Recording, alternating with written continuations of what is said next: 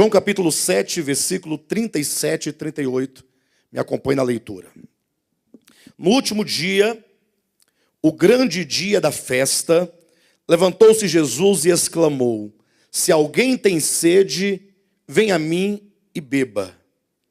Quem crer em mim, como diz a Escritura, do seu interior fluirão rios de águas vivas. Queridos, João capítulo 7 é um capítulo muito maravilhoso. Um capítulo que nos revela verdades muito profundas, sobretudo no que diz respeito à natureza da religião. Lógico, o termo religião, se você buscar no latim a sua origem, você perceberá que religião significa o ato de religar. Ou seja, a ideia original dessa expressão é a atitude de Deus, do homem em relação a Deus, de se reconectar com o Criador, de se reconectar com o divino, o que já pressupõe que se o homem precisa de se reconectar com Deus, é porque ele está desligado, ele está separado de Deus em razão do pecado. Entretanto, com o surgimento de muitas ideologias acerca da verdade, com o tempo esse termo religião acabou sendo um termo para se referir às muitas formas de pensamento e às muitas formas de ideias acerca do divino, acerca de Deus, a ponto de nos dias de hoje muitos, inclusive nós, usarmos o termo religião num sentido pejorativo.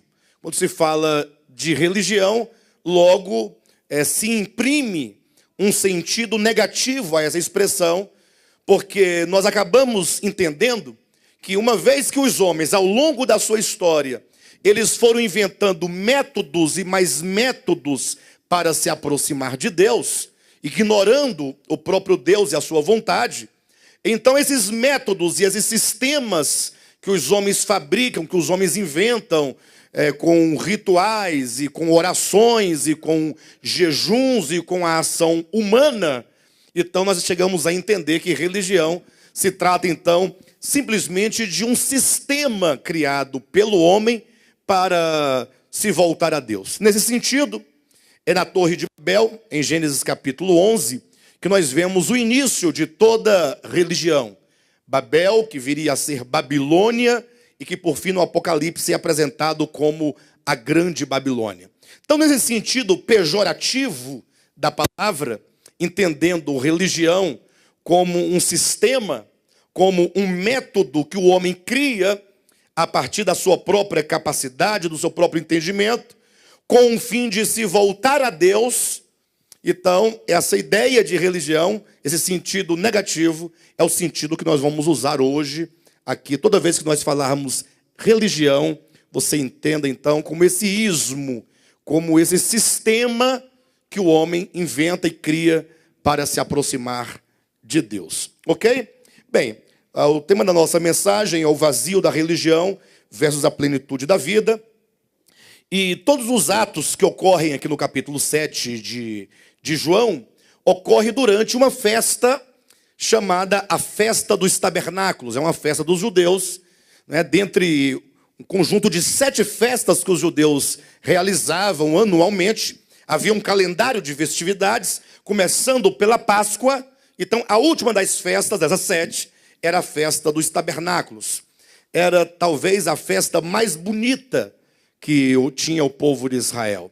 Então, vocês imaginem que no capítulo 6, por exemplo, os eventos que ocorreram no capítulo 6 ocorreram por ocasião da festa da Páscoa, ao passo que os eventos que ocorrem no capítulo 7, conforme diz no capítulo 7, versículo 2, ora, a festa da Páscoa, a festa dos judeus, chamada de Festa dos Tabernáculos, estava próxima. Então nós temos a festa da Páscoa, a primeira delas, e temos a festa dos tabernáculos, a última das festas dos judeus. Se nós tomarmos a ideia de que essas festas, elas sinalizam um caminho em direção à verdade plena de Deus, vamos então imaginar que a festa da Páscoa, ela representa o começo Como de fato, quando nós lemos lá em Êxodo capítulo 12, quando Deus instrui os filhos de Israel a celebrarem a Páscoa, Deus diz: este vos será o vosso primeiro ano. É lógico que não era o primeiro ano da existência humana, mas aquele ano em que Deus tirou o povo de Israel do Egito, se tornaria para o povo de Israel o primeiro ano. O que implica que a experiência que se tem com o Cordeiro Pascal, ou seja, no nosso caso, quando nós cremos no sacrifício de Cristo, ali inicia-se uma nova experiência. A festa da Páscoa, portanto, ela determina esse princípio. Ao passo que a festa dos tabernáculos, se é a última, então deve falar acerca de uma plenitude. Porque se teve um começo, festa da Páscoa, e essa pessoa então foi se envolvendo e foi crescendo e avançando em experiência e em conhecimento de Deus, passando pelas próximas e outras festas, ao chegar na última festa, logo a ideia é de que se alcance uma plenitude. Se alcança uma plenitude. E de fato a expressão plenitude, a ideia de plenitude, é a ideia da festa dos tabernáculos, quando nós estudamos a festa no Antigo Testamento. Bem, mas para o povo de Israel, em que consistia de fato a festa dos tabernáculos? A festa estava ligada a dois acontecimentos muito importantes. Quando o povo de Israel celebrou a primeira festa do tabernáculo, era para que eles se lembrassem. Deus ordenou que se realizasse, se praticasse anualmente a festa dos tabernáculos, período no qual todo o povo de Israel, todos os hebreus, eles subiam a Jerusalém e habitavam em tendas durante 7 dias. E assim Deus ordenou para que eles se lembrassem que eles um dia foram peregrinos no deserto. A festa da Páscoa era uma festa de ações de graças. Era uma festa de celebração. Era uma festa em que o povo comemorava o cuidado de Deus por eles durante toda a peregrinação no deserto. Eles se lembravam então de como Deus tinha uma pedra, né, que os seguia, e dessa pedra saía água para poder matar a sede do povo de Deus. Eles se lembravam do maná que Deus enviava do céu para alimentar o povo no deserto. Eles se lembravam da nuvem que guiava o povo durante o dia e durante a noite. Então todo o cuidado de Deus que eles tiveram durante seus 40 dias ou 40 anos no deserto, eram, portanto, nesse dia, nessa festa dos tabernáculos, a comemoração. Eles faziam então a celebração, habitando em tendas e se lembrando que foram peregrinos e agradecendo a Deus e celebrando o nome de Deus por todo o cuidado que Deus havia dado a eles durante aquele tempo de peregrinação. Mas a festa do tabernáculo também estava ligada a um outro evento. E isso porque no tempo da festa de tabernáculos já havia se passado todo o período do ano de plantação e também da colheita. Então era o período do ano em que eles já haviam plantado, eles já haviam colhido todo o cereal, tudo que eles haviam plantado, e todo esse alimento já havia sido processado. Por exemplo, o trigo já havia virado farinha, a uva já tinha sido processada e já tinha ali o suco de uva, ou que tivesse o vinho, tivesse o mosto. No caso, já tinha o azeite processado. Então era o momento do ano em que eles tinham ali todas as riquezas de Deus, e eles reconheciam que tudo aquilo era fruto da bondade de Deus, da misericórdia de Deus. E então eles agradeciam a Deus pela chuva temporã, pela chuva serôdia. Então eles subiam a Jerusalém para essa grande celebração e essa grande adoração e esse grande agradecimento por todas as bênçãos que Deus havia dado naquele ano ao povo de Israel, pela bênção da chuva que havia caído, havia regado a terra e aí proporcionou tantos alimentos que eles conferiam aquilo ao próprio Deus. Então era uma festa maravilhosa. Era uma festa cheia de brilho, cheia de cânticos. Diz alguns historiadores que eles acendiam 4 grandes candelabros e que os sacerdotes faziam a procissão indo até o tanque de Siloé, com vasos de prata. Eles pegavam a água lá do tanque de Siloé e levavam em procissão até o altar no templo, onde ali era despejado. Então essa festa das águas lembrava não somente a água com que Deus supriu a sede do povo de Israel no deserto, mas também lembrava a chuva temporã, a chuva serôdia, que caindo sobre a terra proporcionaram a eles aquela grande colheita. Então pensa numa festa maravilhosa. Era uma festa regada com muita música, com muita dança, com muita alegria. Então o povo estava ali no ápice da sua experiência enquanto nação e no ápice da sua experiência de plenitude, de alimento e de tudo mais.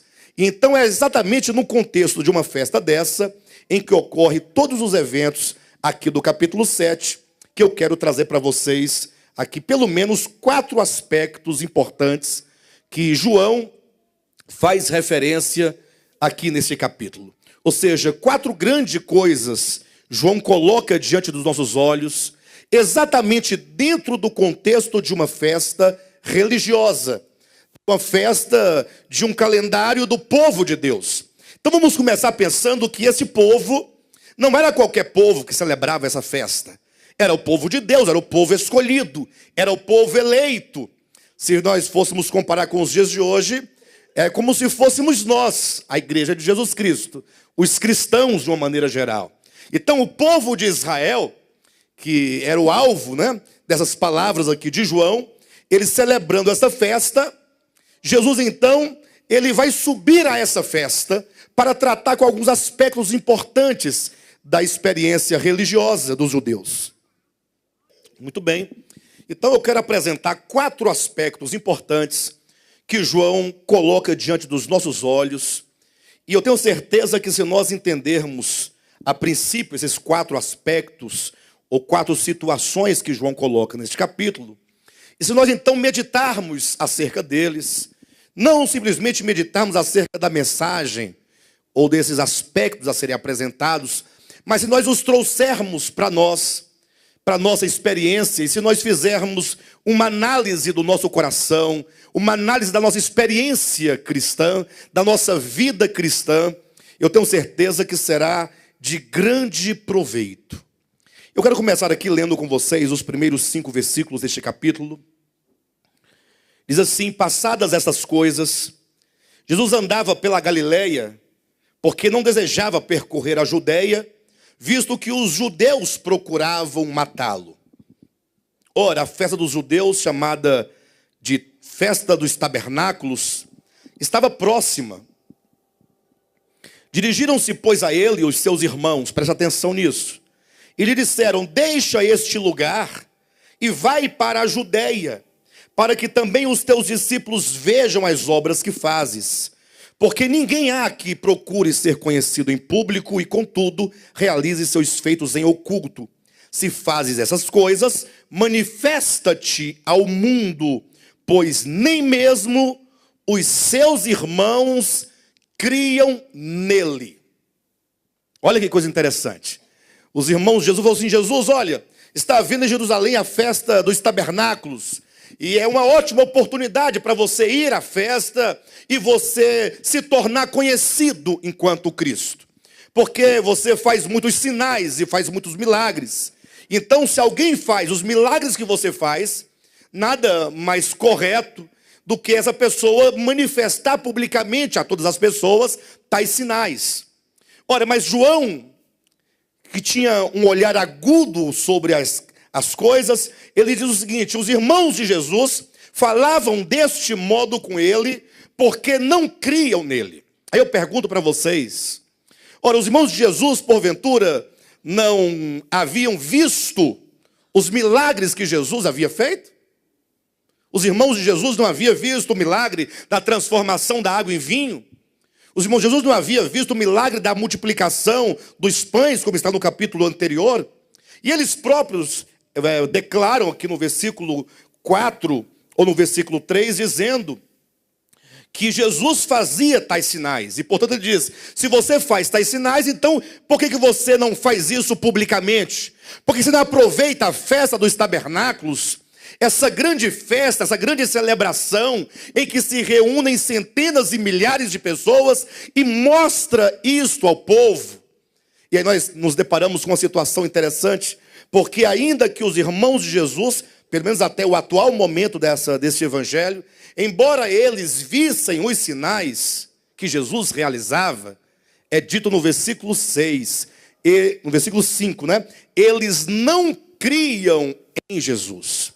E aqui é o primeiro ponto que eu quero falar para os irmãos, a questão da fé. Porque muitas vezes nós estamos vivendo uma vida cristã pensando, não, eu creio em Jesus. E o crer em Jesus é algo muito diferente do que se costuma ver na religião ou nas religiões. Vamos colocar aqui todas as religiões enquanto mecanismos meramente humanos, sistemas humanos que os homens inventam com o fim de alimentar, na verdade, a crença das pessoas, alimentar um acreditar em determinadas coisas, mas essa suposta fé, ela é incapaz de modificar as pessoas. Razão porque o cristianismo, ele, como todas as religiões, né? O cristianismo ele está na terra pelo menos há 2000 anos. E o que Cristo disse acerca da sua igreja? Ele falou para os seus discípulos, olha, quando vocês se tornarem um, o mundo crerá que eu sou o enviado do Pai. Olha a responsabilidade da igreja de Jesus Cristo.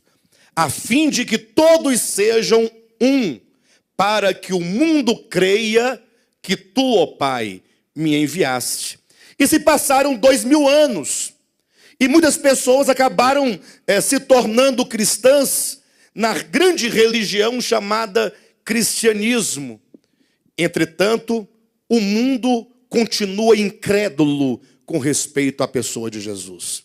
O mundo não tem sido afetado por meio da fé cristã. O mundo não tem sido influenciado. Pelo contrário, muitas vezes o cristianismo, mesmo historicamente, ele tem sido visto como uma grande arma de destruição de pessoas. Muitos foram mortos ao longo da história, mortos fisicamente. E ultimamente nós podemos falar de uma certa morte espiritual e física, morte de almas, porque a mensagem que é pregada não é capaz, de fato e de verdade, de levar as pessoas a uma genuína e a uma verdadeira relação ou um relacionamento com Deus para a salvação da sua alma. E eu coloquei aqui, eu pedi para o Gilson colocar, eu não sei se ele já preparou, 2 conceitos desenvolvidos essa semana que eu quero compartilhar com os irmãos. Eu quero falar acerca da fé de 2 maneiras. Existe aquilo que nós mais conhecemos, que é a fé teológica. Ora, o que é a fé teológica? A fé teológica, como diz no próprio conceito, é um acreditar dogmático. Por exemplo, se eu perguntar para vocês, olha, vocês acreditam que Jesus Cristo é o Filho de Deus? Qual que é a resposta? Maravilha. Vocês acreditam nisso? Se eu perguntar se vocês acreditam que Jesus Cristo, enquanto o Filho de Deus encarnado, morreu na cruz do Calvário, o que vocês dirão? Sim. Ou seja, todas as perguntas que eu fizer a vocês acerca de Deus, acerca de Cristo, de acordo com aquilo que se propõe na Escritura, vocês vão responder com um sim bem forte. Sim, eu creio. Então nós estamos falando aqui de uma fé teológica, fé em verdades que estão desenvolvidas na forma de conceito. Estamos falando de uma fé que é desenvolvida na forma de um pensamento, de uma ideia, de uma filosofia, e que num dado momento você pode simplesmente dizer assim, olha, eu creio em tudo isso. E você então toma aquele sistema teológico de conceitos para você. Você passa a defender uma bandeira. Você passa a ser alguém que defende um sistema de ideias corretas. E não é sem razão que dentro do cristianismo, o que nós vemos? Nós vemos dezenas e centenas de segmentos teológicos diferentes. Só para resumir, você tem os 2 grandes sistemas dentro do próprio cristianismo, chamado arminianismo e calvinismo. Não são duas linhas teológicas cristãs ou não? Aí as pessoas, elas creem ou no que diz Armínio, ou do modo como diz o sistema doutrinário arminiano, ou as pessoas creem no modo doutrinário conforme foi desenvolvido pela reforma protestante, ou sobretudo pelas igrejas reformadas que estabeleceram, finalmente esse sistema enquanto um sistema pedagógico e teológico da verdade. As pessoas passam a discutir diariamente acerca do que é a verdade. Elas querem saber, por exemplo, se a vinda de Cristo vai ocorrer antes da grande tribulação, durante a grande tribulação ou depois da grande tribulação. Se o assunto então for o anticristo, aí complica mais ainda, porque as discussões ficam acirradas. Uns acreditam e discutem e defendem e fazem estudos e estudos para defender que o anticristo é o Papa. Outros não, outros acham que é o fulano, que é o beltrano, cada um tem uma ideia. De modo que o que nós vemos claramente, aquilo que é constatável, aquilo que é tangível, aquilo que está visível aos nossos olhos, é simplesmente uma fé teológica, que é um acreditar num dogma. Assim como se alguém perguntar para você, você acredita que o Brasil foi descoberto no ano de 1500? Você fala, não acredito, lógico, é história, está escrito. E, portanto, eu estudei e verifiquei nos livros de história, e, portanto, eu não tenho como não acreditar. Se eu perguntar para você assim, duas perguntas bem básicas. Você acredita que o Cristo de Deus veio a este mundo há 2000 anos? Qual seria a resposta? Vocês acreditam, eu também acredito. E se eu perguntar para vocês, e vocês acreditam que Jesus Cristo vai voltar uma segunda vez? Qual que é a resposta? Sim. Agora, se vocês pararem para considerar, eu preciso que vocês pensem comigo isso. Essa mensagem não foi feita para vocês, tampouco para mim somente. Ela foi feita para todos nós, para todos os cristãos que amam a Deus, que desejam pensar e repensar um pouco acerca da verdadeira fé em Deus. A verdadeira fé que gera profundas e reais mudanças em nossas vidas. Então eu pergunto, se vocês creem que Cristo veio uma vez, na sua primeira vinda, e que Ele voltará uma segunda vez, eu pergunto, qual é a sensação, ou qual é a disposição que esse crer gera no seu coração? Ou será que nós temos apenas esse conceito de vinda de Cristo, e dizemos então que nós acreditamos que Ele veio uma vez, e que acreditamos que Ele virá uma segunda vez, e eu pergunto, mas o que isso muda na sua vida? Ou o que isso muda na minha vida? Alguém poderá responder, pastor, muda muita coisa. Muda tanto que se você observar, olha, é porque você não me conheceu antes, mas eu não era flor que se cheire. Olha, eu bebia, parei de beber. Eu fumava, parei de fumar. Usava uma maconhinha, parei de usar maconhinha. Eu fazia festa na minha casa e tocava, dançava até de manhã, né, irmã Vera? Né, Vera? E agora eu parei de dançar e não danço mais até de manhã. Acabou. Olha, houve ou não houve mudança? Pastor, eu ia para a praia, ficava lá de fio dental. Hoje eu uso uma coisa mais confortável, né? Outros dizem, não, eu nem à praia vou, porque isso é pecaminoso. Um tanto de gente nu, pelado, não dá certo. Então eu não vou. Então a minha vida mudou. Eu comia deste modo, não como mais, vestia daquele modo, não me visto mais desse modo. Eu cantava as músicas de Bruno e Marrone. Cadê o Alain? E agora eu não canto mais. Agora eu só canto Fernandinho. Só canto Thales Roberto. Só essa turma de Deus. A vida mudou ou não mudou? Mudou? Não mudou absolutamente nada. Você trocou de roupa somente. O ser, o coração e a alma não mudaram efetivamente.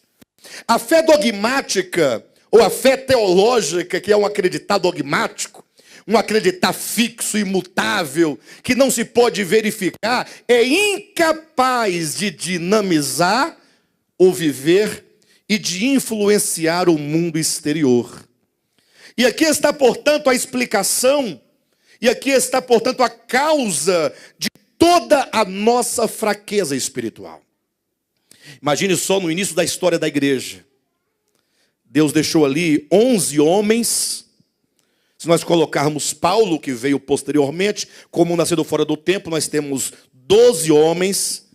Temos um grupo de mulheres e um grupo de santos, irmãos. Talvez ali, se nós tomarmos Atos capítulo 1, como nosso paradigma, diríamos que nós teríamos uma média de 120 pessoas. Hoje à noite nós temos aqui uma média de 120 pessoas, um pouquinho mais, mas digamos que fôssemos nós aqui os primeiros discípulos de Cristo. Pensem comigo por um momento. Apóstolo Josué Argolo, apóstolo Juraci, apóstolo Renato, se nós fôssemos aqueles primeiros cristãos. Pense comigo, apóstolo Jailson, né? A irmã Maria, mãe de Jesus, a irmã Maria, irmã da irmã Maria, mãe de Jesus, Maria Salomé. Imagine se nós aqui fôssemos aquele primeiro grupo de discípulos de Cristo, com essa fé que nós temos hoje. O que aconteceria em relação ao mundo e ao evangelho? O que vocês acham? Fala para mim. Não, boa, tranquilo, sem estresse, não precisa ficar triste. E se você se entristecer, que seja uma tristeza segundo Deus, que gera arrependimento. Mas nós temos que refletir um pouco. O pastor Josué falou há pouco agora que ele recebeu uma ligação de uma pessoa do exterior, ou do Brasil, não sei bem, mas que propôs a ele, em razão do Facebook, o pastor Josué que cuida do Facebook da igreja, o que está diariamente mexendo, não é, pastor Josué? Então, ele foi o contato dessa pessoa para oferecer um programa de pregação via televisão para 67 e 65 países em toda a Europa. Puxa, que maravilha! Que maravilha se nós pudéssemos pregar em 65 países europeus essa palavra. Na televisão. Ele me disse, eu perguntei o valor, ele falou, e ele falou que nós esprememos daqui. Não esprememos nada, não esprememos não, Josué. Na verdade, você é porque é muito gentil. O fato é que logo eu falei assim, irmão, por enquanto nós não temos como ter nenhum compromisso, além do que já temos. Porque hoje a nossa situação é uma tentativa de manter o que nós temos. Não temos como agregar mais uma despesa. Agora, isso não é porque nós não temos. Temos. Eu tenho. Você tem. Todos nós temos. Ou não temos, pessoal? O Alexandre tem? Quer ver a prova que o Alexandre tem? O Alexandre tinha um carrinho. Não era um carro ruim. Eu tinha um CrossFox. Mas já era 5 anos de uso, bem. Aí eu pensei, eu quero comprar um outro carro. Aí fui lá, olhei os carros, olhei. Rapaz, quando eu vi uma Tucson preta, eu falei, mas que maravilha. Eu acho que esse é o carro que Deus tem reservado para mim. Só pode ser, deve ser bênção de Deus. Aí vi, olhei o preço, vai daqui, vai dali, faz os cálculos, baixa, qual o juro melhor, vai. Comprei a Tucson. Já paguei, graças a Deus. Paguei durante 4 anos, está quitada. Hoje não vale 1/3 do que eu paguei. Mas eu comprei. Olha aí. Olha, se eu comprei, eu posso. Ou não? Já viu alguém comprar um carro sem poder? Tem uns que compra. Mas esse que compra é doido. Tem problema de cabeça. E aí vai lá o pastor Josué e compra um apartamento. Aí ele vai lá, vai o pastor Renato e compra isso. Aí vai o Alan, compra aquilo outro. E nós compramos, e nós pagamos, e nós podemos. Lógico, tudo é muito difícil, nada é muito fácil. Mas nós temos recursos que Deus tem nos dado. O problema é que quando diz respeito à obra de Deus, aí nós ficamos um pouco pensativos. Talvez nós não acreditemos muito nessa obra. Mas não se ofenda nem se tristeza, pelo amor de Deus. Nós temos que pensar sobre nós. Mas não é questão financeira também, não tem nada a ver com questão financeira. A questão financeira é apenas um elemento dentre tantos outros. Digamos, se nós fôssemos aqueles 12 ou aqueles 120 no primeiro século, e Deus nos designasse a nós para fazer a obra de pregação do Evangelho, com a disposição que nós temos, com a fé que nós temos, eu pergunto para você, o Evangelho chegaria pelo menos na esquina de Jerusalém? Temos que pensar.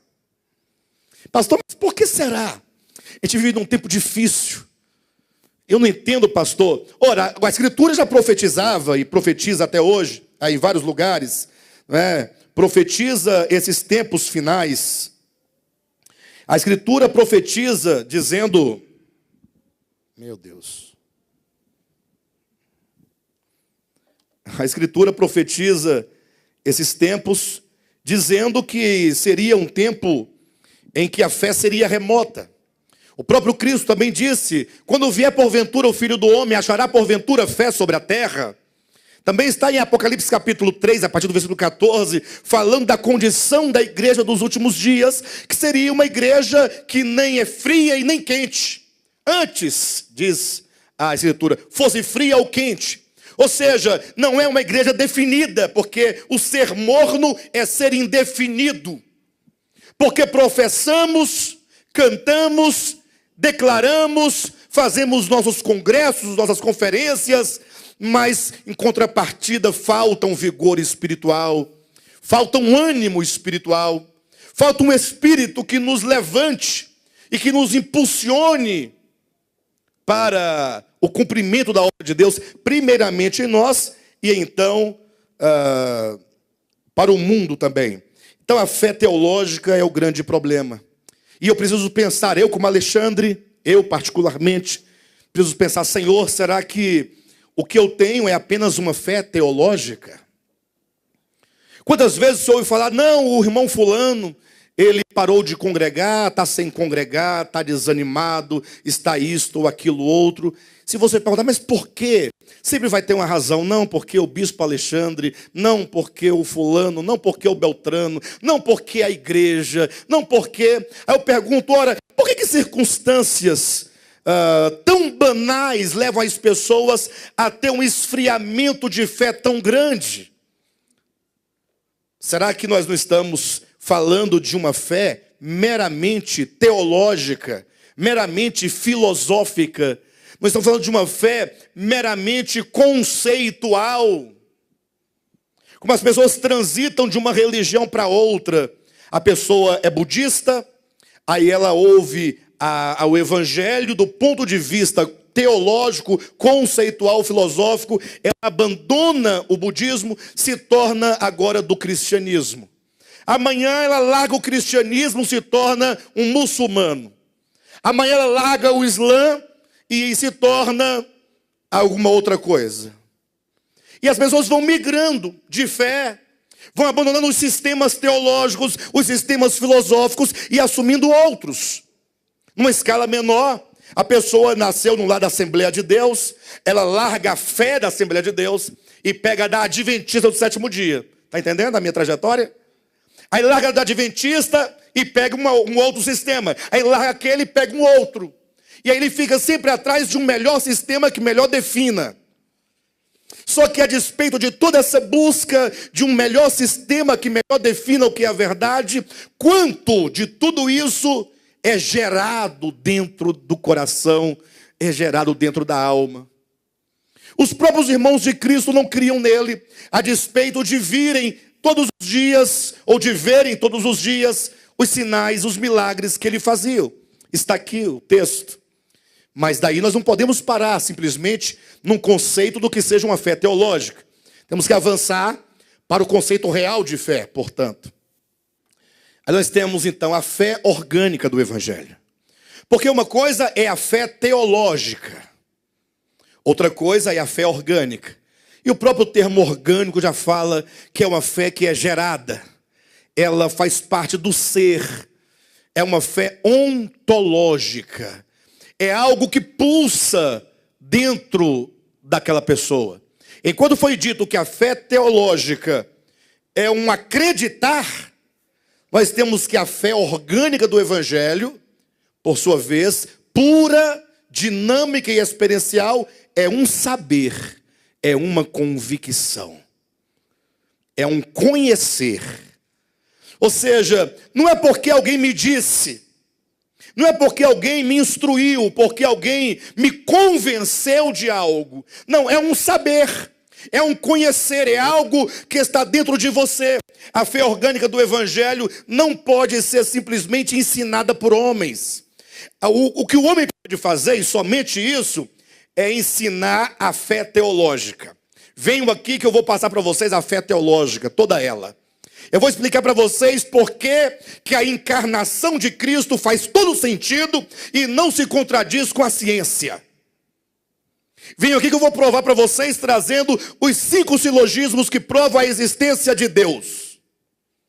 Venham aqui que eu vou provar para vocês por que a salvação não pode ser adquirida por obras humanas, mas tão somente pela graça e pela fé.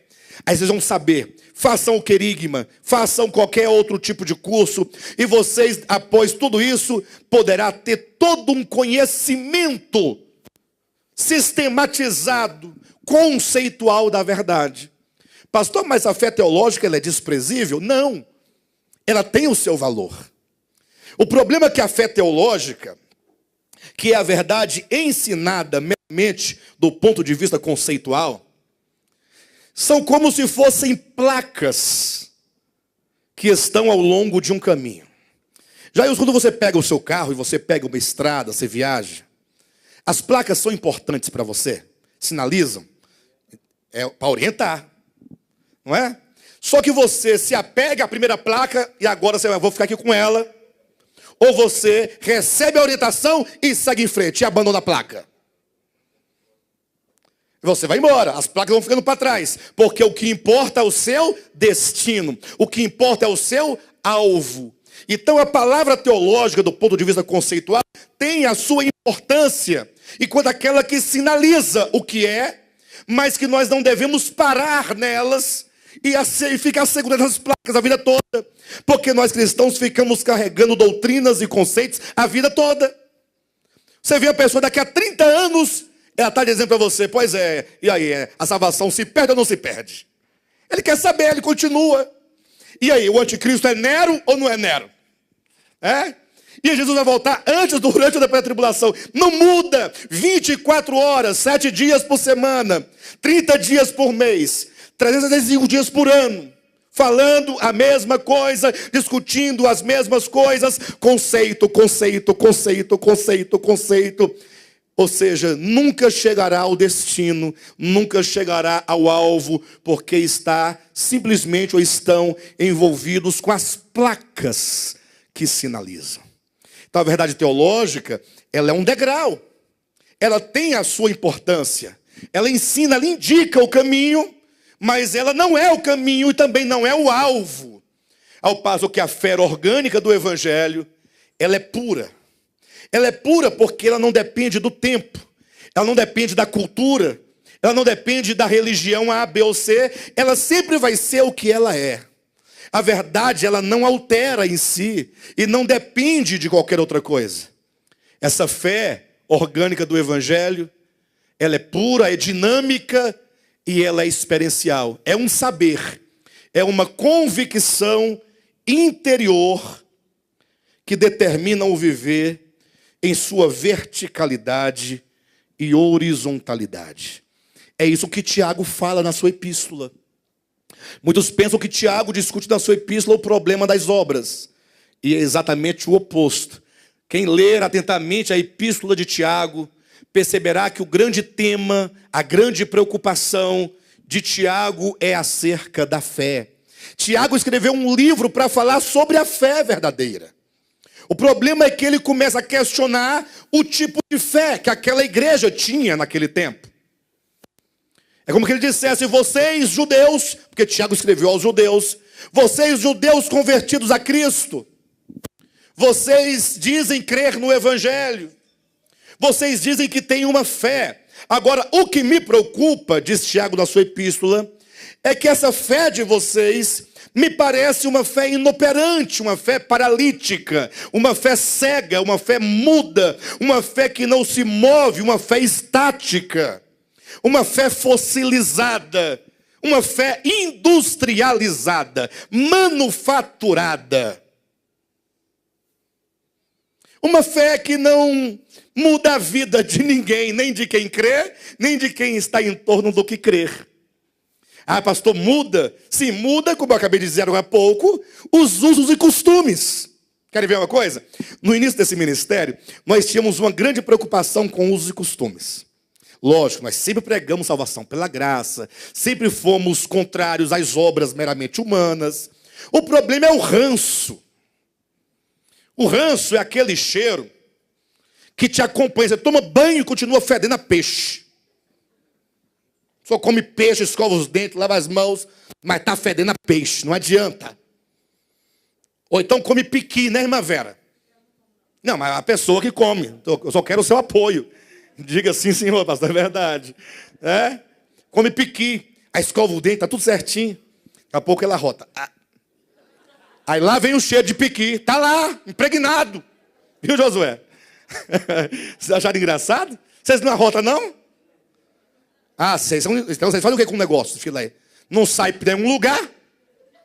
Tem que sair por algum lugar, meus irmãos. Ou pela boca, né? E assim sucessivamente. Né, pessoal? Então, é aquela questão, né? O problema do ranço. Então, no início do nosso ministério, as irmãs sabiam que não tinha problema algum em pintar as unhas. Sabia disso. Mas ninguém ousava pintar. Não é pecado, mas também não ousava. Imagine só. Passou o tempo, as irmãs mais rebeldes, ou tidas por mais rebeldes, aquelas mais apareceram com os esmaltinhos, um rosinha claro. Aí as irmãs mais santas, que na época era a irmã Rosilene e a minha irmã chamada Silvia, eram as duas mais santas. E a Jane, minha esposa, as três eram as mais santas. Na época, as três eram as mais santas que eu me recordo. Não é, Juraci? Você se lembra? As três eram as mais santas. Aí ficava falando. Você viu a irmã fulana? As unhas dela? A Janitão, que morava na minha casa, todo dia. Você viu? Eu falei, já vi. Uai, o que você quer que eu faça? A unha da irmã? Ela comprou o esmalte e pagou, uai. Aí eu pensava que tinha resolvido daqui a pouco ela. Mas você viu ou não viu? Falei, meu Deus, eu vi. A Rosilene hoje está de unha vermelha. A Silvia também, tá vendo? Todas as santas estão com a unha vermelha. Observe para você ver. Vai mudando com o tempo. Vai alterando. Vai mudando. Mas isso não é negativo. Essa mudança ela é até positiva.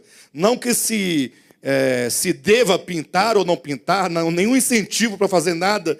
Mas como isso não tem nada a ver, cada um tem que usufruir da sua liberdade em Cristo. Amém. Agora, a grande questão é que muda-se muitas vezes para um lado ou para outro. A grande questão nossa é essa fé orgânica do Evangelho, que é o saber, que é uma convicção interior. Ela precisa alterar o nosso coração, a nossa alma. Ou seja, a nossa preocupação enquanto igreja não deve estar baseada nas coisas. Não, porque o irmão Jailson... Por que tem um Jailson, gente? Nós temos que estar preocupados o quanto que o amor de Cristo tem sido gerado dentro de nós. O quanto que nós aprendemos a honrar a Deus com nossas atitudes, com o nosso viver, com o nosso casamento, com as nossas relações, com o nosso trabalho. O quanto que eu aprendi a amar as pessoas, honrar as pessoas, a dividir. Quando começarmos a pensar nisso, certamente nós estaremos dentro de uma fé orgânica do Evangelho. Aí tudo começa a mudar, tudo começa a se alterar. Então o primeiro ponto que eu trouxe para vocês, essa reflexão, é para nós pensarmos exatamente acerca da nossa fé. Porque imagine vocês que dentro do capítulo 7, em que fala acerca da grande festa dos religiosos judeus, a maior das festas, o clímax de todas as festas religiosas dos judeus, nós deveríamos pensar, puxa, esse povo chegou no ápice de uma experiência maravilhosa com Deus, ou não? Chegou no ápice. Mas não, o capítulo começa dizendo que os próprios irmãos de Cristo não criam nele. Alguém poderá dizer, pastor, não culpe as demais pessoas. João foi específico falando dos irmãos de Jesus. Mas calme, espere para você ver o restante. Para você ver como é tão fácil e tão simples e tão comum que as pessoas têm uma grande religião bem organizada, bem planejada, bem estruturada, bem definida teologicamente, mas pode não ter nenhuma relação com Cristo. Imagine vocês que o próximo tópico, se o Jesus quiser tirar, por gentileza, fique à vontade. É como que a religião, no caso aqui a religião judaica, ela faz forte oposição a Cristo. E aí que é um paradoxo, porque deve-se imaginar, puxa vida, me parece que quem deve fazer oposição a Cristo deve ser os pagãos, não? Os macumbeiros da quimbanda, da umbanda. O que vocês acham? Esse povo, né? Esse povo deve fazer forte oposição. Ou qualquer outra religião. Agora, os judeus, como pode ser? Afinal, o Cristo de Deus é o Messias prometido a eles. Veio o Messias prometido de Deus, e agora esse povo organizado, na forma de uma religião meramente humana, porque se trata não da fé dos hebreus, mas se trata do judaísmo, que se configurou, se estruturou e se definiu por ocasião dos últimos 400 anos antes de Cristo, sobretudo ali com o retorno do povo de Israel dos cativeiros. Então, retornando eles, tudo começou a se configurar numa grande religião de profunda hostilidade a Deus e, sobretudo, de grande hostilidade ao Cristo de Deus. Estranho, porque quando o Cristo de Deus chega em Jerusalém, ele encontra todo mundo ali envolvido na sua religião judaica. Envolvido no templo, envolvido com os rituais, com as festas, com as celebrações, com os ritos. Entretanto, Cristo percebe que tudo aquilo era vazio, era destituído de realidade espiritual, de que eles estavam ali envolvidos e trabalhando em prol da sua religião, mas os corações estavam distantes de Deus, não estavam pensando em Deus, não estavam buscando a Deus, eles estavam simplesmente praticando a sua herança religiosa na forma da sua religião, por meio dos seus ritos. E agora vem Cristo, e ele vai entrando ali em Jerusalém, nessa grande festa. A Bíblia diz que ele foi para o templo e começou a ensinar na metade da festa em diante, no terceiro dia, o quarto, para frente ele vai para o templo. E a Escritura vai colocar a oposição dos judeus contra Cristo. Acompanhe na sua Bíblia, capítulo 7, a partir do versículo 1, só o versículo 1. Diz assim: passadas essas coisas, Jesus andava pela Galileia, porque não desejava percorrer a Judéia, visto que os judeus procuravam para adorá-lo. Matá-lo. Quem procurava Jesus para matá-lo?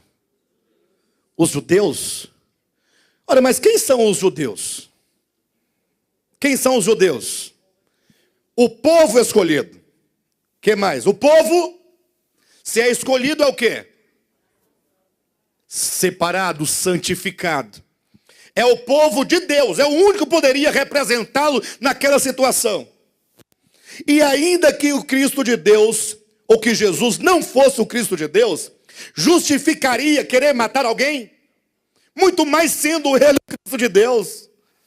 Diz a Bíblia que os judeus procuravam matá-lo. Veja o versículo 19 do capítulo 7. 19 em diante. Jesus fala assim para os judeus: não vos deu Moisés a lei?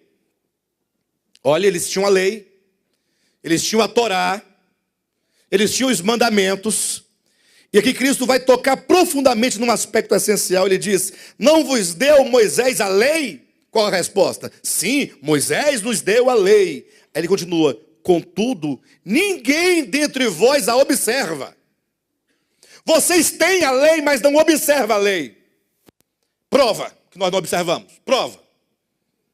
Não é assim? Prova. O que diz a lei no 6º mandamento? Não matarás. Cristo diz no versículo 18, ou melhor, no versículo 19: não vos deu Moisés a lei, contudo ninguém dentre vós a observa. Por que procurais matar-me? Olha, vocês têm a lei, foram instruídos, vocês têm os ensinamentos na forma rudimentar, na forma de mandamento, portanto na forma teológica. Vocês têm as placas de sinalizações. Vocês sabem que os mandamentos, seja do Antigo ou do Novo Testamento, são como placas que sinalizam a vontade de Deus. Mas não se deve se apegar aos mandamentos e ficar carregando os mandamentos nas costas ou as placas nas costas. Estão vendo? Eu levo as placas, os mandamentos. Não, elas indicam onde você deve chegar. Até que ponto a vida deve crescer em você para você atingir a perfeição orgânica do Cristo que habita dentro de você e dentro de mim. Então Jesus está reprovando, dizendo: Moisés deu a lei a vocês, contudo vocês não observam. Por que procurais matar-me? Respondeu a multidão. Quando a pessoa perde, porque todo mundo sabe que todo mundo queria matar Jesus.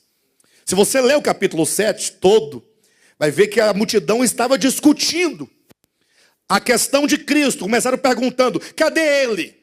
Ele quem? Você não viu? Ele está por aí, o Messias, o Cristo, Jesus de Nazaré. Alguém viu? Não, até agora ninguém viu. E eles começaram a discutir entre si, se ele era de Deus, se era do demônio. E o capítulo 7 vai demonstrar que muitos queriam matar a Cristo e queriam prender a Cristo. Primeiramente prendê-lo, para então matá-lo. E agora então, imaginem só vocês, que Cristo disse que a lei foi dada a esse povo todavia não observava, e eles queriam matar a Cristo. E quando Cristo perguntou: por que vocês querem me matar? Ora, por que você não responde? Eu quero matar porque eu tenho raiva de você. Não gosto de você. Não engulo você, tenho inveja de você. Você chegou agora e veio lá de Belém, de Nazaré, e quer tomar o nosso lugar. Você quer ser o tudo. Mas não, o que eles disseram? Tem demônio. Esse homem só pode estar endemoniado. Aí Jesus continua dizendo, olha na sua Bíblia, versículo 20, né? Respondeu a multidão: tens demônio, quem é que procura matar-te? Versículo 21, replicou-lhe Jesus: um só feito realizei, e todos vós admirais. Ele faz referência à cura que ele fez no capítulo 5 de João. Pelo motivo de que Moisés vos deu a circuncisão, se bem que ela não vem dele, mas dos patriarcas, no sábado circuncidais um homem. E se o homem pode ser circuncidado em dia de sábado, para que a lei de Moisés não seja violada, por que vos indignais contra mim, pelo fato de eu ter curado num sábado ao todo homem? Não julguei segundo a aparência, e sim pela reta justiça. Então nós temos aqui uma religião que primeiramente tem uma fé meramente filosófica. Meramente filosófica. Pastor, como é que você pode provar isso? O próximo item vai dizer. Uma religião que, a despeito de ter a lei, de ter os regulamentos, de ter os mandamentos, de ter os estatutos, de ter todas as coisas bem ordenadas e definidas, agora eles transgrediam a lei. E essa transgressão da lei se dá de maneira muito sutil. E aqui 2 pontos são colocados. Primeiro, a lei diz não matarás, e vocês querem me matar. E segundo, a lei diz que não se deve trabalhar no sábado. Entretanto, vocês encontraram dentro da lei que se ordena que uma criança deve ser circuncidada ao 8º dia. E se o 8º dia cair num sábado, aí vocês vão lá e circuncida, porque a lei não pode ser transgredida, embora vocês estejam transgredindo. Ou seja, justifica-se a não transgressão pela transgressão. Ou justifica a transgressão pela não transgressão. Então veja que esse povo, eles tinham uma fé sistêmica. Uma fé que poderia ser provada. Traga a lei. Moisés nos deu a lei. Só que ela não funcionava organicamente.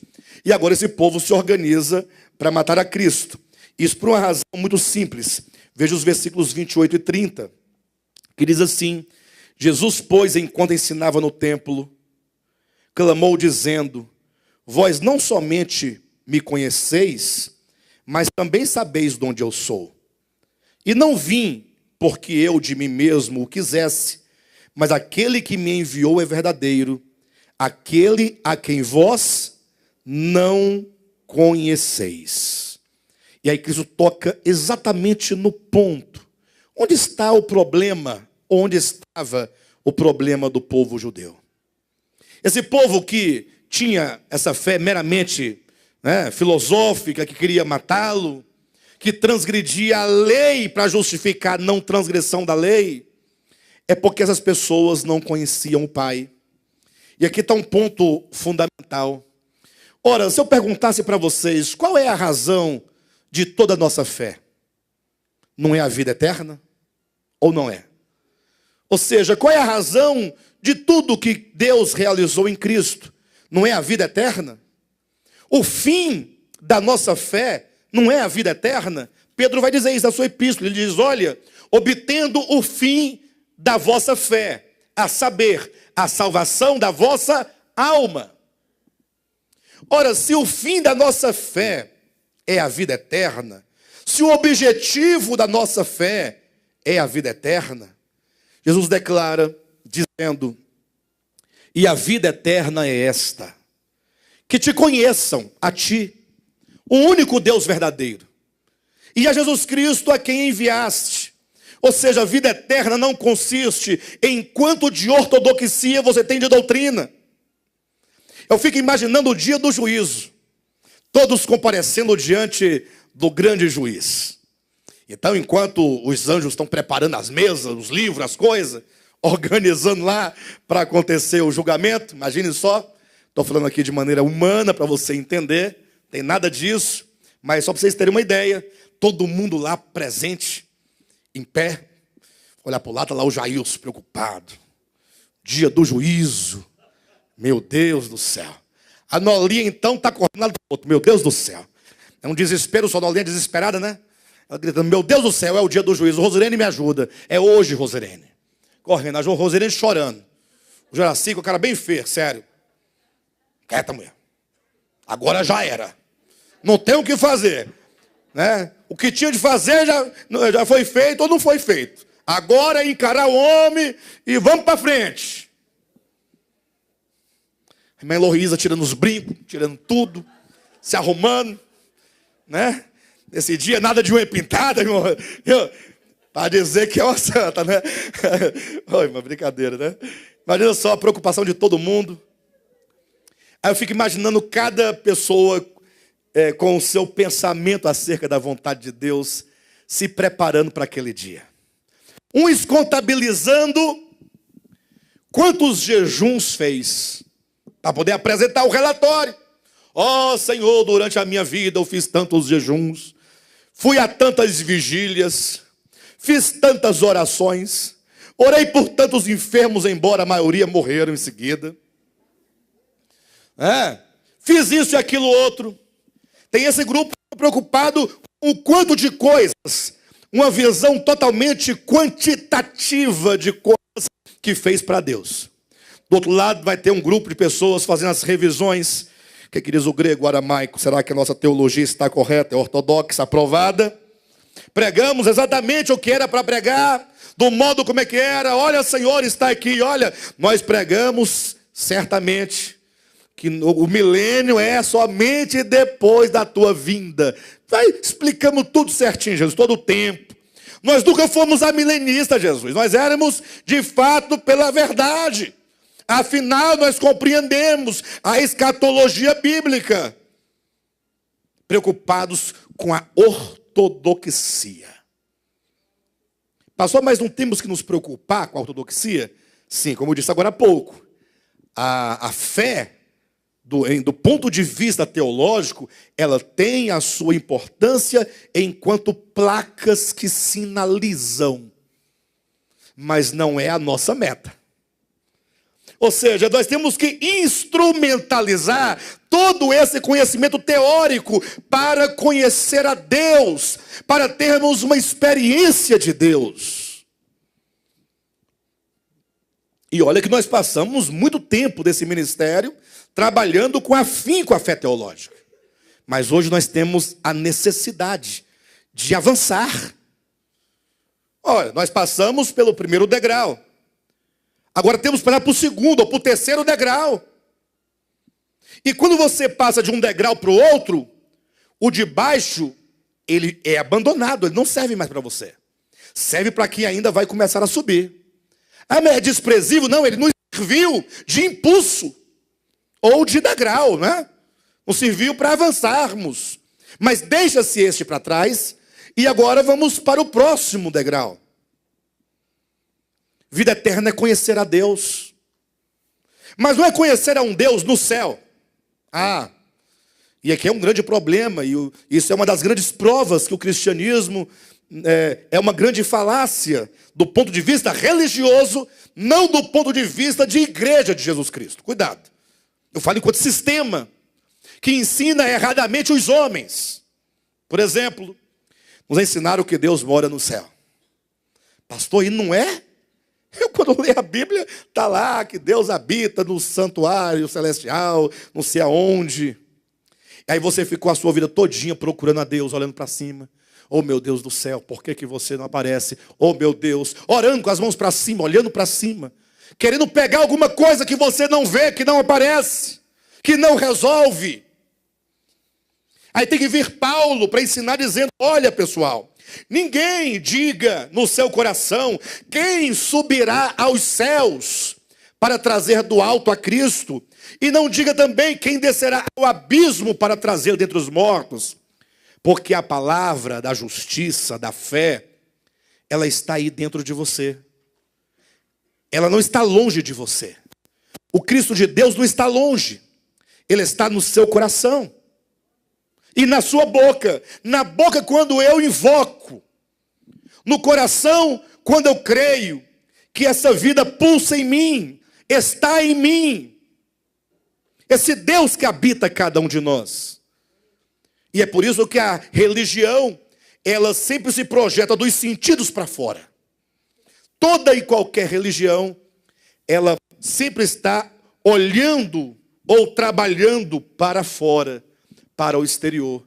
E o homem, enquanto objeto de salvação, é simplesmente negligenciado. Temos que encontrar a Deus no recôndito do nosso quarto. Alguém diz, pastor, ainda bem que essa semana eu coloquei a porta do meu quarto. Eu vou poder cumprir quando Jesus fala assim, entra para dentro do teu quarto e fecha a porta.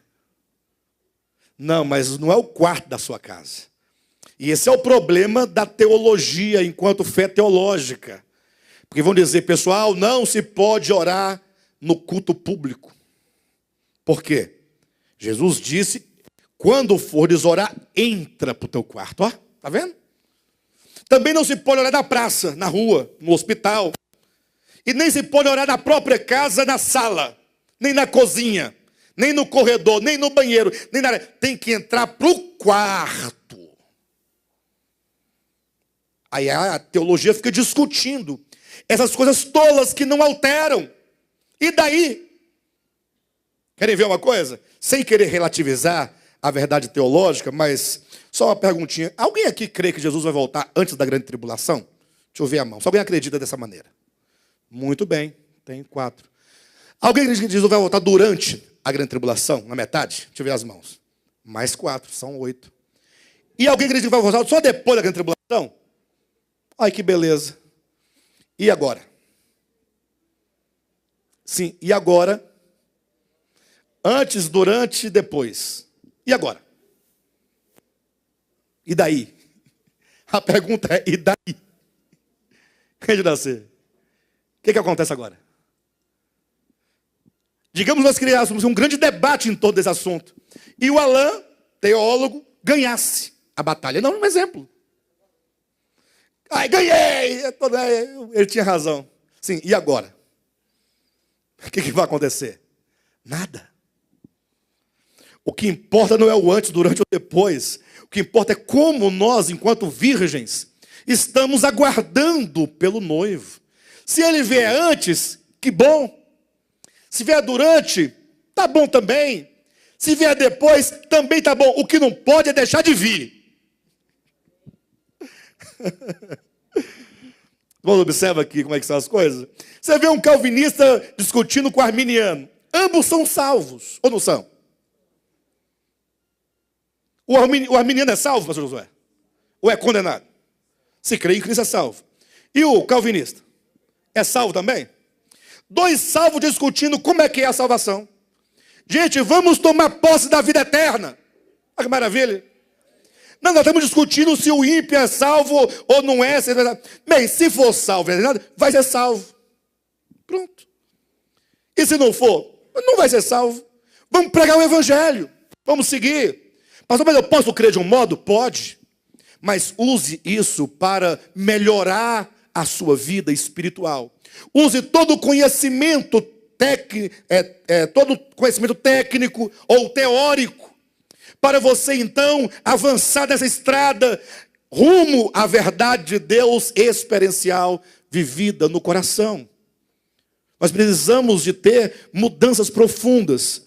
Agora, o que nós vemos é exatamente esse grande problema de se dar nenhuma importância ou pouquíssima importância para o conhecer a Deus. Conhecer a Deus. E onde eu posso conhecê-lo, pastor? Ora, quando você olha, lendo na Escritura, olhando na face de Cristo, interiorizando toda a vida de Cristo, todas as palavras de Cristo, e desejando no seu coração, em oração, em comunhão, dizendo: Senhor, eu preciso experimentar esse Cristo, que não está somente aqui nessas páginas escritas.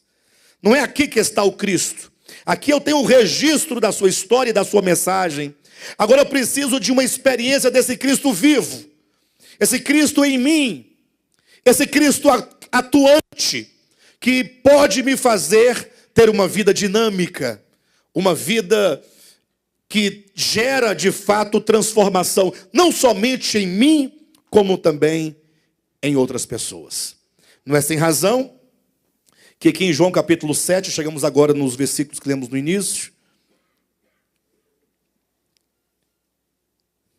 Cristo deixou passar toda a festa, ele esteve lá no meio do povo, andando, olhando, e Jesus é como que ele pensasse assim: eu vou falar a esse povo, a esses religiosos, vou falar a eles, mas eu vou esperar eles beberem toda a água da religião, toda. Eu vou esperar que eles esgotem todos os seus mecanismos de adoração. Porque se eu me manifestar antes, alguém dirá: não, Senhor, calma. O Senhor está dizendo que nós estamos com sede, porque nós não concluímos ainda as cerimônias, os ritos. Calma. Então Jesus deixou eles esgotarem todas as possibilidades. Aí diz a Escritura, versículo 37, no último dia, o grande dia da festa, levantou-se Jesus e exclamou. Jesus olha para todos eles, e quando ele olha, ele vê pessoas sedentas. Ele olha e vê pessoas vazias. Imagine só, eles tiveram todo ano, tiveram a Páscoa, a festa dos pães ázimos, eles tiveram as primícias, eles tiveram o Pentecostes, eles tiveram as trombetas, eles tiveram a expiação, e agora eles estavam tendo os tabernáculos. E agora chegou até o último dia dos tabernáculos. Sabe o que significa todo esse calendário? É a totalidade de tudo que se pode propor para uma religião. Ou seja, depois que você fez tudo o que te foi exigido, falaram que você tinha que levantar a mão, você levantou.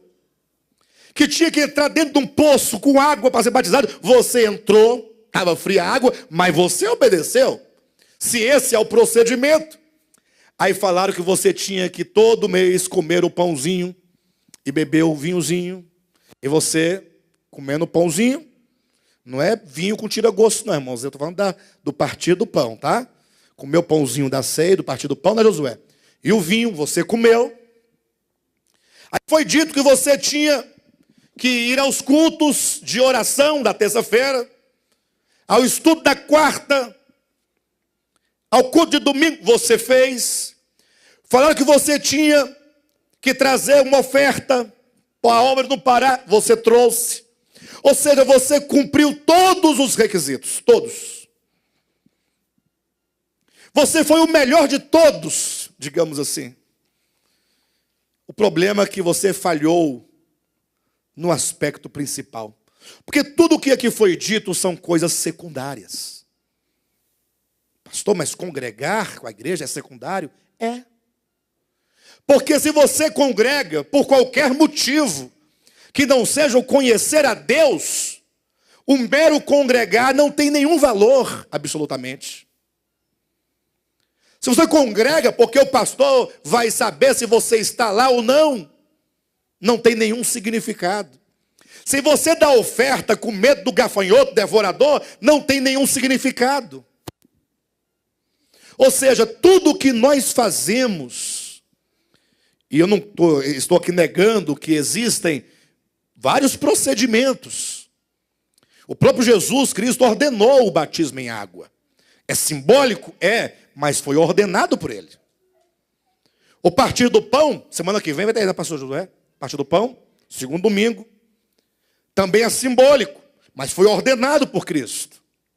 Congregar nos é ordenado nas Escrituras. O ofertar é ordenado, a oração é ordenada. Tudo são ordens divinas, mas em tudo isso se deve ter uma única intenção. Por meio desses elementos, eu preciso usar a minha fé orgânica para tocar uma verdade orgânica, para que haja de fato o mover do Espírito dentro de mim, para que haja de fato mudanças profundas.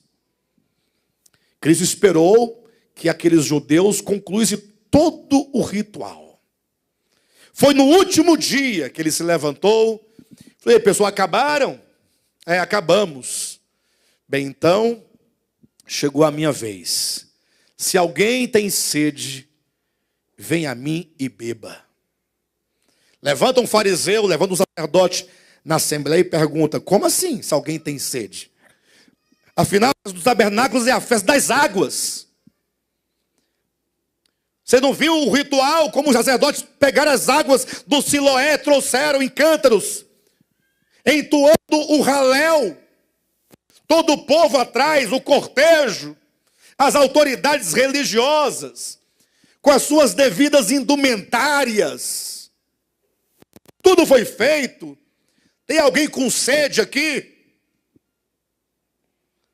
Essa sede fala de uma insatisfação, de um vazio, de uma sequidão interior, que só Deus pode preencher. Ninguém mais pode. Ninguém mais pode. O problema é que os homens, eles têm dificuldade de perceber que a religião, e qualquer ela que seja, mesmo o cristianismo, não pode dar ao homem aquilo que Deus é. Aquilo que somente Deus é. Mais nada. Cristo disse, se alguém tem sede, vem a mim e beba. E como diz a Escritura, do seu interior fluirão rios de água viva. E aí fala então agora de uma saciedade. E não somente de uma saciedade, mas de uma plenitude de saciedade. E não somente uma plenitude, saciedade, mas agora a própria pessoa, uma vez saciada pelas águas do Espírito, porque aqui fala sobre o Espírito Santo que seria dado. Não dado no sentido de recebe agora. Não, agora não, espera mais um pouco. Mas no sentido de você tocar com profunda experiência o Espírito de Deus que é vida imanente em todos nós. É quando se toca a realidade de Deus em nós, quando entramos efetivamente no reino de Deus, quando existe uma verdadeira conversão, quando nós tocamos a realidade de fato, e agora essa pessoa se torna não somente uma pessoa saciada, mas ela se torna fonte de saciedade para outras pessoas. Porque agora rios de águas vivas fluem de dentro. Não é dito que ela receberia rios de águas vivas, mas é dito que do seu interior fluirão rios, fluindo de dentro de cada um de nós. E aí, a partir de tal experiência, todos os nossos problemas se tornam muito pequenos, se tornam insignificantes. Hoje nós vivemos ainda muito atribulados, falar a verdade, ou não? Muito angustiados, ou não? Não, eu não tenho angústia não, a angústia da vida. Quando você vê um filho, e você não dá conta daquele filho, e você fica angustiado, desesperado muitas vezes. Às vezes uma tristeza profunda, e você não sabe de onde ela vem, não sabe a causa. Todos os nossos problemas financeiros se tornam secundários e pequenos. Quando a pessoa ela encontra a razão da sua existência em Deus. Agora ela conhece a Deus. E ela não crê em Deus porque ensinaram ela sobre Deus. Como eu disse agora há pouco, a fé orgânica do Evangelho, ela não pode ser ensinada. A teologia pode. Você pode fazer um curso de teologia na melhor faculdade do mundo. Aprender tudo, saber tudo. Inclusive tem várias graduações. Se fala até hoje em dia em doutor em divindade. Puxa vida. Você é teólogo? Sim. E qual a sua graduação? Eu sou doutor. Qual a área? Divindade. O que essa pessoa sabe sobre divindade? Me ajuda a entender. Se vocês conhecerem um doutor em divindade, por gentileza, me apresente. Que eu quero fazer uma pergunta para ele. O que você entende de divindade? Como é que você chegou às suas conclusões, às suas teses sobre a divindade?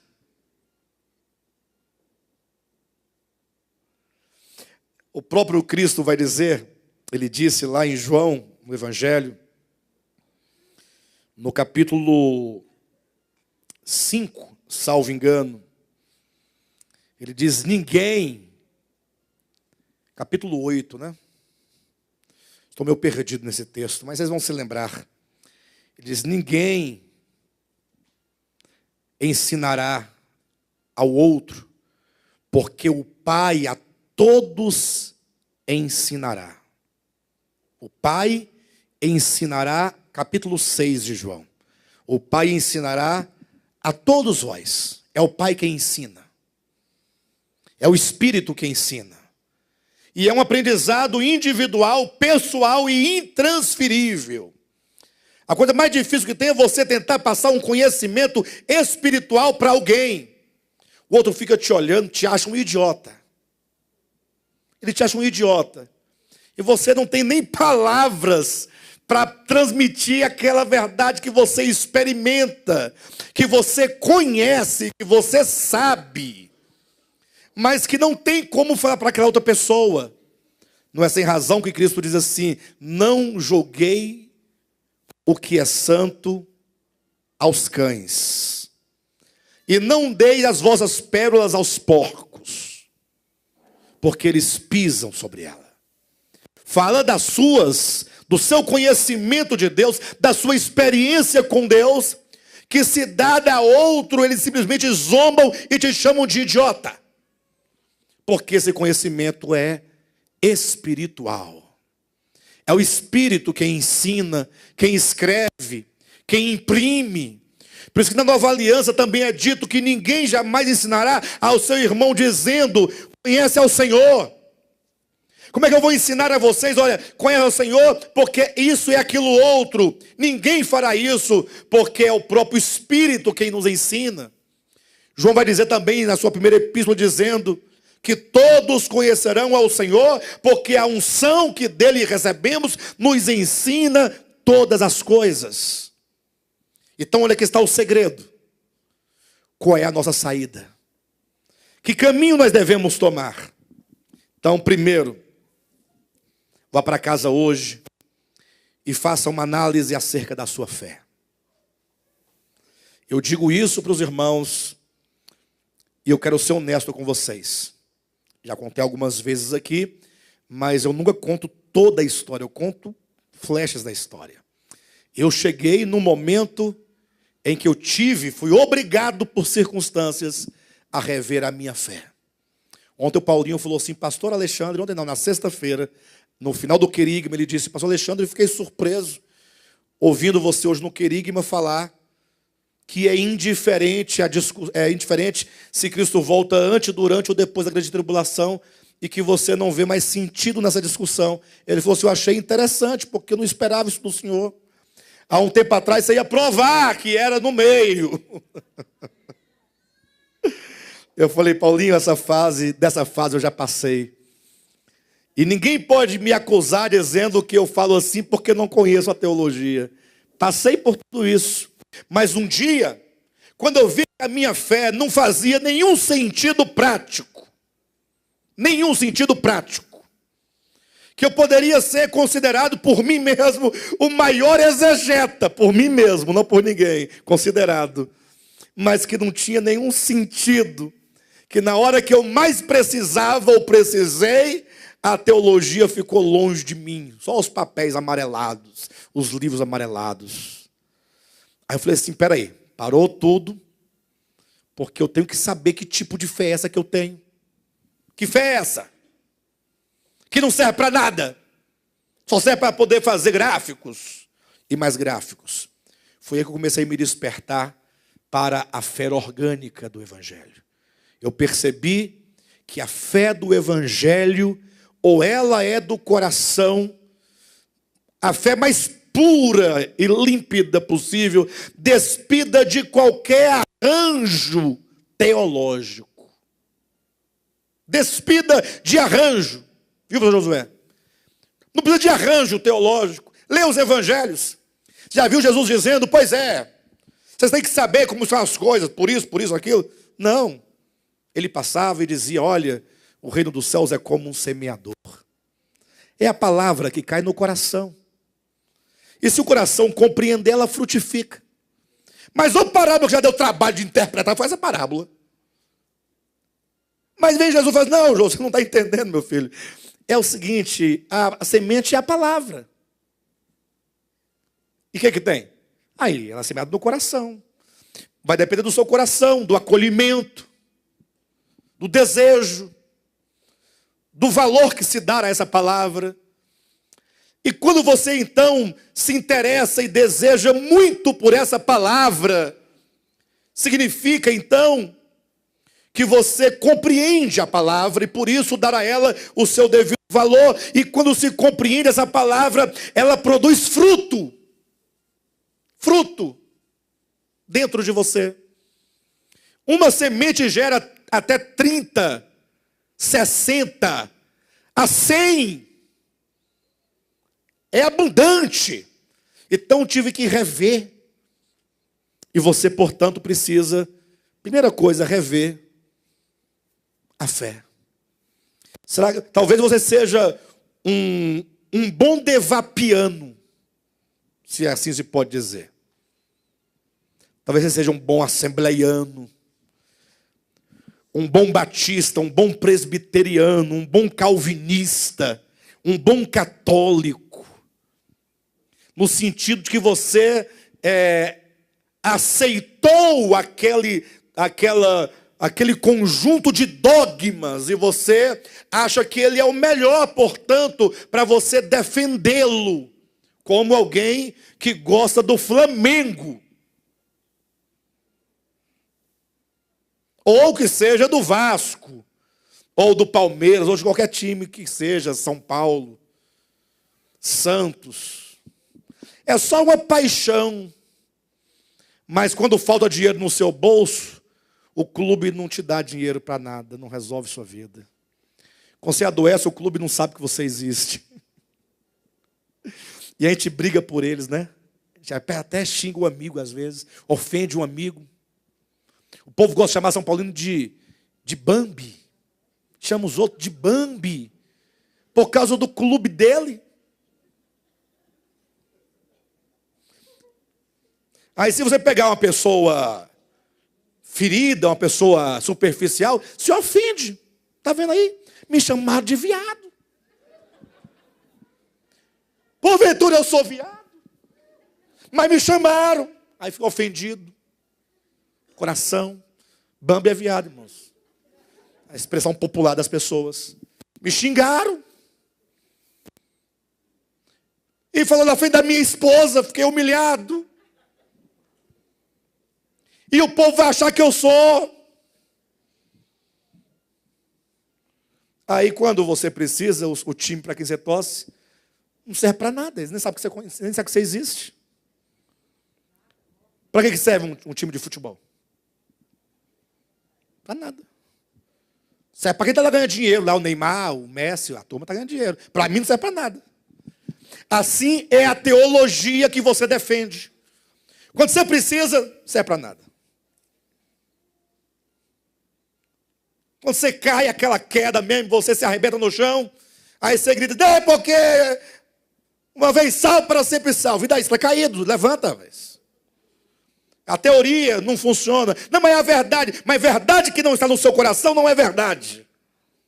Verdade não são letras escritas em papel. Verdade é a expressão da realidade experimentada no coração. Então, reveja a fé. É lógico, você não vai abrir mão do seu entendimento, do que é e do que não é, do conceito. Isso é importante, é até legal. Mas você tem que saber, será que tudo isso que eu declaro com meus lábios é uma realidade dentro de mim? Primeiro ponto.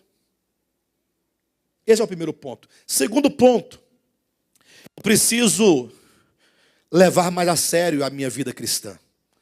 No sentido de não me satisfazer tão somente com qualquer tipo de procedimento litúrgico. Imagine você vem ao culto. Aí você vê esse louvor que teve hoje maravilhoso aqui. Aí alguém fica o culto todinho pensando. A primeira música não é de Deus, é do Roberto Carlos. De quem que é aquela música segura na mão de Deus? Sais águas do mar da vida. Não, estou perguntando, não, é a pessoa. Essa música é secular. Quem? Carmen Silva? Padre Silva? Carmen. Eu conheço com o Roberto Carlos. Não, uma pancada de crente gravou. Mas na sua origem ela é secular. Fala de Deus. Aí irmão fica o culto todinho pensando.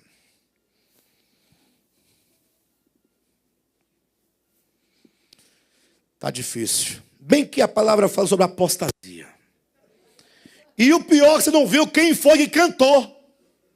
Um cabeludo, com cabelo enrolado. Irmão, dessa vez você não pode ser nada. Se você é cabeludo, vão chamar de cabeludo. Se é careca, aquele careca. Não tem jeito. Se você é magro, aquele magrelo. Se é gordo, aquele buchudo. Não tem jeito, não tem. Ninguém te aceita, ninguém quer saber de você. Aí fica questionando um cabeludo com a guitarra. Depois, no meio da música, ele ficou solando 2 minutos. Para que isso? Para que solar 2 minutos?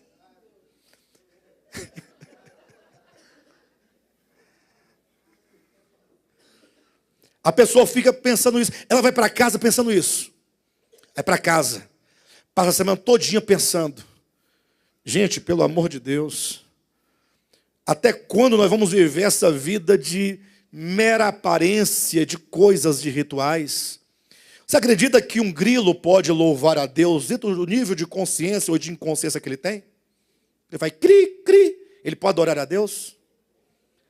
Você acha que um guitarrista que tem o dom de Deus, porque eu não tenho esse dom, está provado. Tentei. Teve uma época que eu pensava que eu era violonista, guitarrista e baixista. E cantor. Não, eu teve uma época, são fases, irmão, várias fases. Aí você vai entendendo, vai superar aquela fase, vai abandonando. Aí você acha que uma pessoa que tem esse dom de Deus, ele pode adorar a Deus fazendo aquele solo? Ou não? É você que está sentado aí que está com problema. Pode ser que o outro da guitarra aqui não estivesse adorando a Deus. Pode ser, mas eu não sei, isso é subjetivo. Mas eu tenho certeza que quem está sentado, olhando para a guitarra, com raiva da guitarra, para que 2 minutos de solo? Não está certo. Nós temos que entender que tudo isso nada importa. Nada importa. Tem igreja que não pode ter uma bateria. Olha a ideia deles. Não pode bater palma na hora do louvor. Eu me lembro que eu fui reprovado. E só não fui disciplinado porque eu era ancião da igreja. Mas teve um senhor mais velho da igreja, muitos anos. Eu fui cantar uma canção na igreja. Aí eu marcava o tempo da música batendo o pé aqui, ó. Só para marcar o tempo aqui, para não perder o tempo. Acabou o culto. Por que você estava batendo o pé? Você estava dançando. É a preocupação das pessoas.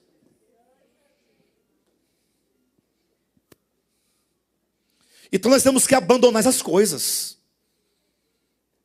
Vamos começar a adorar a Deus em espírito e em verdade.